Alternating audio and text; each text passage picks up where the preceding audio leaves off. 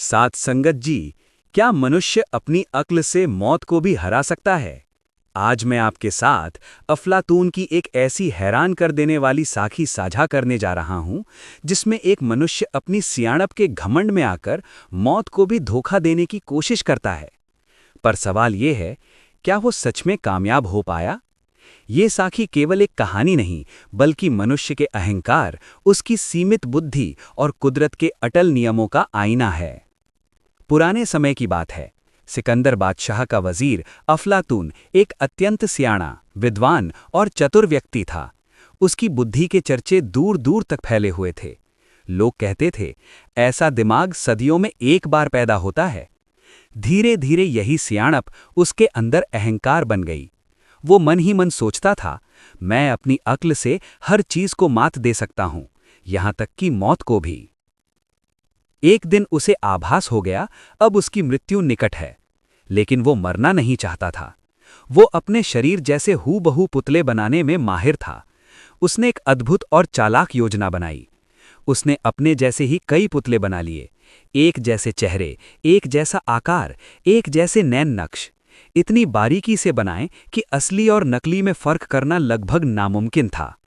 फिर उसने सबको एक जगह रखा और खुद भी उनके बीच जाकर चुपचाप बैठ गया। उसके मन में एक ही विचार था, अब मौत मुझे कैसे पहचानेगी? जब धर्मराज ने मृत्यु को भेजा, मृत्यु वहां पहुंची। उसने देखा, सभी एक जैसे, एक ही रूप, एक ही चेहरा। वो ठहर गई, उलझ गई, असल कौन है? मृत्यु खाली हाथ वापस लौट गई और धर्मराज से बोली, मैं असली अफलातून को पहचान नहीं सकी, वो बहुत चतुर है। धर्मराज मुस्कुराए। उन्होंने कहा, चतुर है पर अहंकारी भी है। तू फिर जा और एक उपाय कर, सबकी तारीफ करती जाना और अंत में एक में कमी निकाल देना। असली अफलातून खुद बोल पड़ेगा, क्योंकि उसे अपने हुनर का घमंड है। मृत्यु फिर गई। इस बार वो एक एक पुतले को देखकर कहने लगी, वाह, क्या कमाल की कारीगरी है, कितनी अद्भुत कला है, सभी बिल्कुल एक जैसे बनाए हैं। अंदर बैठा अफलातून खुश हो रहा था, उसका अहंकार और फूल रहा था। फिर अचानक मृत्यु ने कहा, लेकिन इस पुतले का कान थोड़ा टेढ़ा है और नाक भी ठीक नहीं बनी। बस ये सुनते ही अफलातून अपने आप को रोक न सका।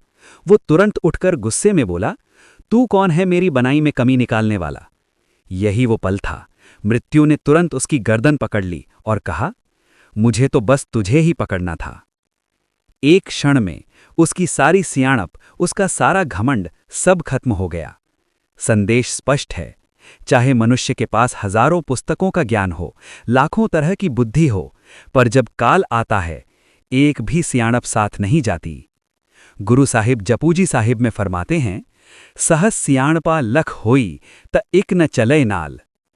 अब जरा खुद से पूछिए, क्या हम भी अपनी अक्ल पर जरूरत से ज्यादा घमंड तो नहीं कर रहे? क्या सच में मनुष्य मौत को धोखा दे सकता है? क्या हमारी सियाणप ही हमारे अहंकार की जड़ बन रही है? जब अंतिम समय आएगा, क्या हम तैयार होंगे? और सबसे बड़ा सवाल, असली सियाणप क्या है? सियाणप बड़ी या हुक्म यानी काल? अपनी राय जरूर साझा करें।